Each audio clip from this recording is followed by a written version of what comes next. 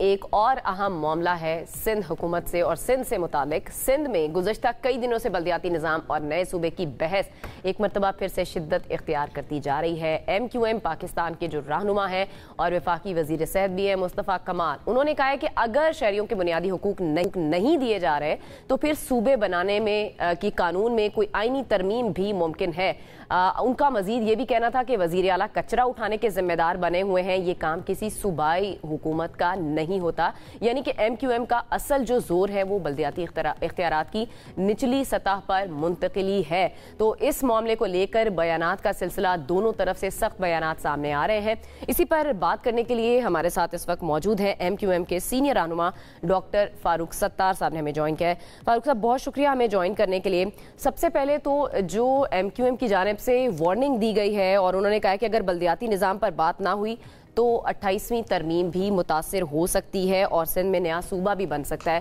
تھوڑا سا اس کو ایکسپلین کر دیں، یہ بات کرنے کی نوبت کیوں آئی؟ میرے خیال میں ایک عرصے دراز سے اس ملک میں سمجھتا ہوں کہ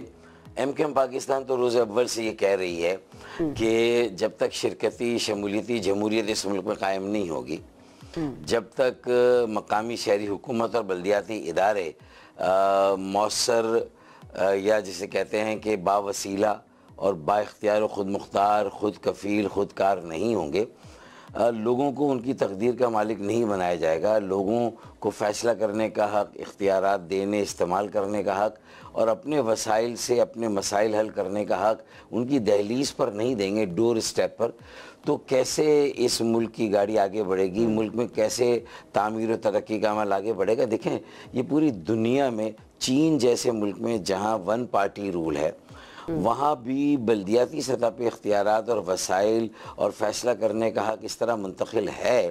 کہ وہاں 15 پارٹیاں میئر کے الیکشن کے لیے لڑتی ہیں۔ مرکز میں ون پارٹی رول ہے اور مرکز نے بھی یہ دانش مندی سے سمجھ لیا ہے کہ بھئی ڈیلیوری، پرفارمنس، کارکردگی اور لوگوں کی زندگیوں کو آسان بنانا، ان کے معیار زندگی کو بہتر بنانا، انہیں صحت، تعلیم اور ہنرمند بنانا، صحت، تعلیم کی بنیادی سہولتیں دینا، پانی، سڑکیں، نکاسی آب کا بہتر نظام دینا، کچرا اٹھانے کا بھی یہ نچلی سطح پر اختیار جائے گا۔ بالکل صحیح بات کہی ہے نا کہ اگر وزیر اعلیٰ کے پاس سالڈ ویسٹ مینجمنٹ ہے، واٹر بورڈ کا کلی اختیار، واٹر سیوریج کمپنی جو ہے وہ سارا وزیر اعلیٰ کے پاس ہے، اور پورے پاکستان میں جو صوبوں میں بلدیاتی نظام اور قانون رائج ہوا ہے وہ 140A جو آرٹیکل ہے آئین کا، اس کی نفی ہے۔ تو ہم تو اس کی تشریح چاہتے ہیں، اور ہم نے جو آئینی ترمیمی پیکیج یا بل دیا ہے جس کو ہم 26 میں لانا چاہتے تھے، نہیں ہوا، 26ویں میں، 27ویں میں لانا چاہتے نہیں ہوا، ہمیں مطلب یہ کہ کہا گیا کہ 28ویں میں ہر حال میں آئے گا۔ وزیر اعظم نے فلور آف دی ہاؤس پہ کھڑے ہو کے کہا کہ بھئی یہ مناسب ہے۔ اب ایک ہی پارٹی کی اس میں ریزسٹنس ہے، وہ پاکستان پیپلز پارٹی۔ اب دیکھیں، پنجاب میں تو ویسے بھی بات نئے صوبوں کے قیام کی ہو رہی ہے، KPK میں ہو رہی ہے، بلوچستان میں بھی لوگ تیار ہیں۔ اب اگر یہ کیا صحیفہ آسمانی ہے کہ تمام پاکستان کے صوبوں میں آگے کہیں نہ کہیں جا کے مزید انتظامی یونٹس یا صوبے بنیں گے، لیکن تو یہ کہاں جواب دیتے ہیں فاروق ستار صاحب، وہ کہہ رہے ہیں کہ صوبہ ہے، کوئی کیک نہیں ہے جس کو کاٹ دیا جائے۔ تو آپ کو کیا لگتا ہے یہ سارے جو مسائل ہیں، ایک تو مجھے تھوڑا سا پہلے میں چاہوں گی کہ آپ بتا دیں کہ لوکل سسٹم میں سب سے بڑی خامی کیا ہے، پھر میں اس طرف آتی ہوں کہ صوبہ بنانے کی ضرورت آپ کو کیوں محسوس ہو رہی ہے؟ دیکھیں، جو لوکل گورنمنٹ سسٹم ہے اس میں پہلی بات تو یہ آئینی تحفظ نہیں کہ ہر 4 سال کے بعد ریگولرلی انتخابات ہوں گے۔ تو یہ بات بھی تو ڈالی جا سکتی ہے اگر قومی اور صوبائی کے انتخابات ہوتے ہیں تو اس وقت تک حکومت نہیں بننی چاہیے جب تک کہ نیچے جو ہے وہ بلدیاتی انتخابات بھی نہ ہو جائے، شہری مقامی حکومت، بلدیاتی ادارے بھی قائم نہ ہو جائے، تو یہ لازمی ہے نا۔ دیکھیں نا بھائی، 1200 لوگ ہیں قومی اسمبلی میں، سینٹ میں اور صوبائی اسمبلی میں۔ یہ 1200 لوگوں سے آپ 25 کروڑ لوگوں کی تقدیر کے فیصلے کریں، اور یہ نمائشی ہوں، شو پیس ہوں، کاسمیٹک ہوں، بلدیاتی ادارے بے اختیار ہوں، ہاتھ پر ہاتھ رکھ کے بیٹھے ہوئے ہوں۔ پنجاب کے جو حالیہ سیلاب تھے انہوں نے تو ثابت کیا نا کہ وہاں ایک میئر کی ضرورت ہے، ایک کونسل کی ضرورت ہے، ایک با وسیلہ مؤثر جو ہے بلدیاتی ادارے کی ضرورت ہے، جو ان کے پاس اتنے وسائل ہونے چاہیے۔ دیکھیں نا، رین ریلیف پیکیج ایون اپنا ان کا میئر ہے وزیر اعلیٰ کا، پیپلز پارٹی کا، ہم یہ سمجھے کہ چلیں ہم سے میئرشپ چھین لی، جو حلقہ بندی ہے اس میں دھاندلا ہوا، ہم نے بائیکاٹ کیا، چلیں آپ آ گئے، اب دونوں ایک ہی پارٹی کے، اس کے باوجود بھی پورے پاکستان میں بھی مختلف شہروں میں دیکھیں جہاں وزیر اعلیٰ نے اون کیا، پنجاب میں چاہے وہ پرویز الہی ہوں، چاہے وہ بزدار ہوں، چاہے وہ شہباز شریف ہوں، چاہے وہ مریم نواز ہو، وہ اون کرتے ہیں تو ان کی توجہ لاہور پہ رہتی ہے، لیکن ملتان بھالپور میں اس طرح سے توجہ نہیں، وہاں کا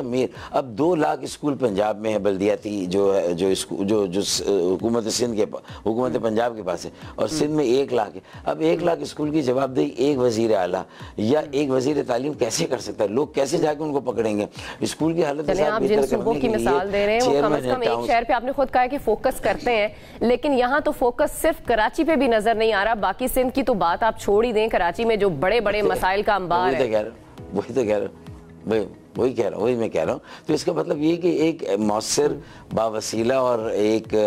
خودکار، خود کفیل، با اختیار، خود مختار بلدیاتی نظام کی یہ شہری مقامی حکومت کی ضرورت ہے۔ اور پوری دنیا دیکھیں، تھائی لینڈ ہے، انڈونیشیا ہے، فلپینز ہے، ویتنام ہے، چپدی کا شوربہ، اب وہاں بھی ترقی کا عمل جو ہے نا اس کا ڈرائیونگ انجن شہر ہیں، با اختیار شہر ہیں، با اختیار مقامی حکومت ہے۔ اگر یہ نہیں ہے تو آپ کیسے آگے بڑھیں گے؟ شنگھائی کا ہی جادو تو ہے جو چائنا کی جو معیشت میں سر چڑھ کے بولتا ہے، جو ان کی اتنی اربوں سینکڑوں کی جو برآمدات ہے، سینکڑوں ارب روپے ان کے پاس، جو ہزاروں ارب روپے ان کے پاس فورن ایکسچینج میں جو ہے ان کے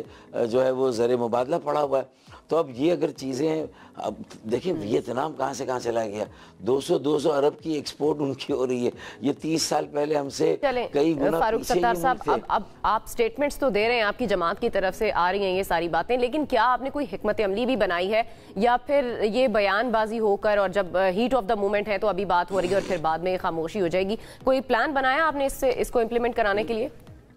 دیکھیں